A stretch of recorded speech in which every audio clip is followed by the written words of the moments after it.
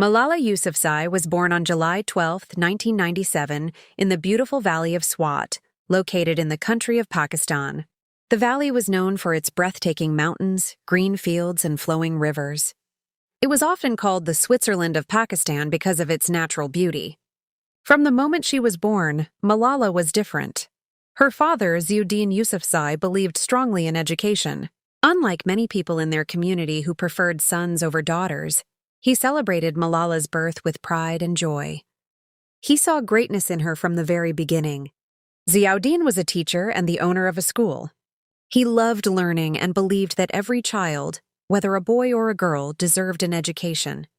Young Malala often followed her father to school. She loved sitting in classrooms, listening to lessons, and watching students learn. As she grew older, Malala became curious about everything around her. She loved reading books and asking questions. She dreamed of becoming a doctor one day. Her teachers noticed her intelligence and confidence. Unlike many children her age, she was never afraid to speak her mind. Life in Swat Valley was peaceful during Malala's early childhood. Families worked hard, children attended school, and communities lived together in harmony. Malala enjoyed playing with her friends, studying, and spending time with her family. However, things began to change. When Malala was around 10 years old, a dangerous group known as the Taliban started gaining control in parts of the Swat Valley. They imposed strict rules on the people. Music was banned, television was restricted. Most importantly, they believed that girls should not go to school. At first, many people hoped the situation would improve, but the Taliban became more powerful and began spreading fear throughout the region.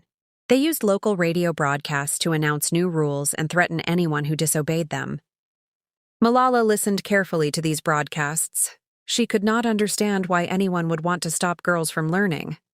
Why should girls stay at home? She often wondered. As the Taliban tightened their control, many schools for girls were forced to close. Some were even destroyed. Families became afraid to send their daughters to school. But Malala's father refused to give up. He continued to speak publicly about the importance of education. His courage inspired Malala. She watched him stand up for what was right, even when others were silent. Gradually, she realized that education was more than just learning facts and figures. It was a basic human right. One evening, while discussing the situation with her family, Malala said something remarkable. "How can they stop us from going to school? Education is our future." Her words reflected a growing determination inside her. Though she was still a child, Malala understood something powerful. If people remained silent in the face of injustice, nothing would change. The peaceful valley she loved was changing rapidly.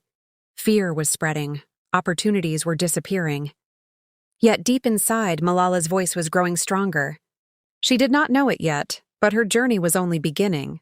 Soon, the young girl from Swat Valley would find herself standing against one of the most dangerous forces in the world, all because she believed that every girl deserved the chance to learn.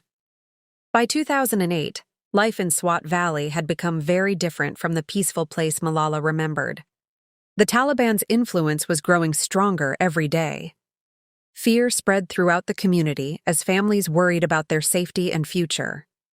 The Taliban announced that girls would no longer be allowed to attend school. They claimed that education for girls was against their beliefs. Many parents were terrified. Some immediately stopped sending their daughters to class, fearing punishment. For Malala, the news was heartbreaking. She loved school more than almost anything. Every morning, she looked forward to learning new subjects, meeting friends, and discussing ideas with her teachers. The thought of losing her education felt like losing part of herself. Many girls accepted the situation because they felt powerless. But Malala could not stay silent.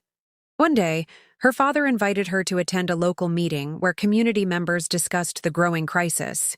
Adults shared their fears and frustrations. Most spoke quietly, afraid that someone might report them to the Taliban. When it was Malala's turn to speak, she stood up confidently. "How dare the Taliban take away my basic right to education?" she asked. The room fell silent. People were surprised to hear such courage from a young girl. While many adults were afraid to speak openly, Malala was willing to say what others were only thinking. News of her speech spread quickly throughout the region. Soon afterward, journalists became interested in her story. They wanted to understand how girls were being affected by the Taliban's restrictions. Malala began giving interviews, explaining how difficult life had become for girls in Swat Valley. She spoke honestly. "We want to learn. We want to go to school. Why should anyone stop us?" Her simple words touched many people. Around this time, a reporter from the BBC approached Malala's family with an unusual idea. They wanted someone to write about life under Taliban rule from a student's perspective. Because of safety concerns, Malala would use a fake name. She agreed. Using the pen name Gul Makai, Malala began writing an online diary. In her entries, she described what daily life was like for girls living under constant fear. She wrote about hearing explosions at night. She wrote about classmates who stopped attending school. She wrote about her fear that her own school might be shut down forever. One diary entry described how she hid her school books under her clothes while walking through the streets. She feared that Taliban members might see her carrying them and punish her. Despite the danger, she continued writing. Her words allowed people around the world to see what was happening in Swat Valley. Readers learned that behind the headlines were real children whose dreams were being threatened. As her diary gained attention, Malala became more determined than ever. At school, she encouraged her friends not to give up hope. At home, she discussed politics and education with her father. In interviews, she continued defending the right of every child to learn. Yet with every public appearance, the risks increased. The Taliban did not like criticism. They especially disliked people who challenged their authority. Still, Malala believed that remaining silent would be even more dangerous. If we don't speak, she thought, who will? Her courage inspired many people. Teachers admired her, parents respected her. Girls looked up to her as a symbol of hope. But not everyone was pleased. Unknown to Malala, powerful enemies were beginning to notice her growing influence. The young girl who once dreamed only of becoming a doctor was slowly becoming something else, a voice for millions of children who could not speak for themselves. And soon, that voice would be heard around the world. By 2012, Malala Yousafzai had become one of the most recognized young voices for education in Pakistan. She was only 15 years old, but her courage had already inspired countless people. She appeared in interviews, spoke at public events, and continued to advocate for girls' education. Her message was simple but powerful. Every girl deserves the right to learn. As her influence grew, so did the danger around her. The Taliban viewed Malala as a threat. They believed her public support for education challenged their authority. While many people admired her bravery, extremists saw her as someone they wanted to silence. Malala understood there were risks. Sometimes friends and relatives warned her to be careful. Stay quiet, some advised. You're becoming too visible. But Malala believed that fear should never stop someone from doing what is right. If one person can speak the truth, she often thought, others may find the courage to do the same. Despite the threats, she continued attending school and speaking publicly. Then came the day that changed her life forever. On October 9, 2012, Malala finished another normal school day. She boarded a bus with several classmates to return home. The girls chatted and laughed as they traveled through the streets of Swat Valley. Suddenly, the bus stopped. A masked gunman approached. He climbed aboard and demanded to know which girl was Malala. For a brief moment, silence filled the bus. Then the attacker fired. Malala was struck by a bullet that entered near her head and traveled through her neck and shoulder. Two of her friends were also injured. The attack shocked everyone. The girls on the bus screamed for help. Residents rushed to assist them. Malala was quickly taken to a nearby hospital. Doctors worked urgently to save her life. News of the shooting spread rapidly throughout Pakistan and then across the world. People everywhere were horrified. How could someone attack a schoolgirl simply because she wanted an education? For several days, Malala remained in critical condition. Doctors performed complex surgeries to remove the bullet and reduce swelling in her brain. Her family prayed constantly, hoping she would survive. Messages of support poured in from around the world. Students held vigils. Teachers organized prayers. Families sent letters wishing her recovery. Leaders from many countries condemned the attack and praised Malala's courage. Because of the seriousness of her injuries, doctors decided she needed specialized medical treatment. Arrangements were made to transfer her to the country of United Kingdom. She was flown to the city of Birmingham, where a team of experts continued her treatment. Back in Pakistan, millions followed every update. People feared the worst, but slowly signs of hope appeared. Malala began to recover. She opened her eyes. She responded to doctors. She started communicating with her family. Each small improvement felt like a miracle. Around the world, many realized something important. The attackers had hoped to silence Malala forever.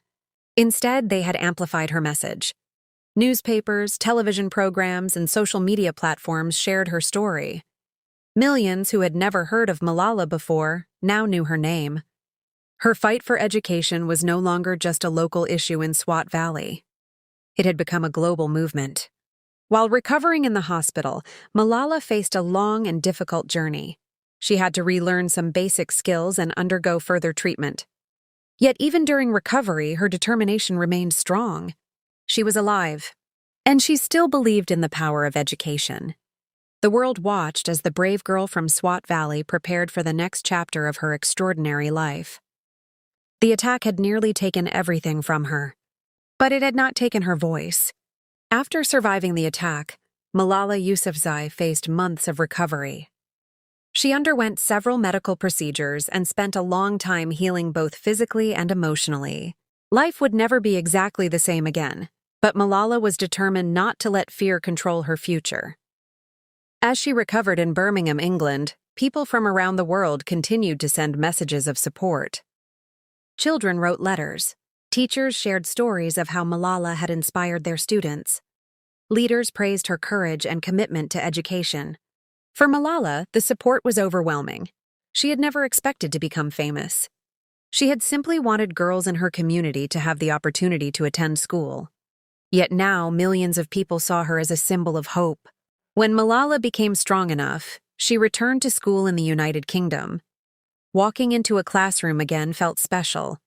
Many people might have chosen to stay out of the public eye after such a traumatic experience. Malala chose a different path. She continued speaking. In fact, she spoke louder than ever before. She realized that her story had given her a unique opportunity to bring attention to children around the world who were denied an education. In 2013, she and her father helped establish the Malala Fund. The organization's mission was clear: ensure that every girl has access to 12 years of safe, quality education. The fund worked with local educators, activists, and communities in many countries. It supported programs that helped girls overcome barriers such as poverty, discrimination, conflict, and cultural restrictions. Malala traveled to different parts of the world, meeting students and listening to their stories.